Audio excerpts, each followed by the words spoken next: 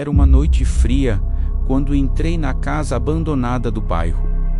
No centro da sala, uma lareira enorme, apagada há anos. Mas algo nela parecia me chamar.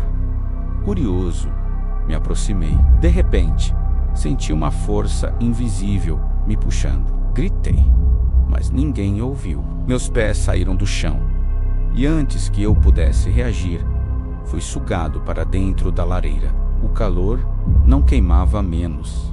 Era frio, um frio que perfurava os ossos.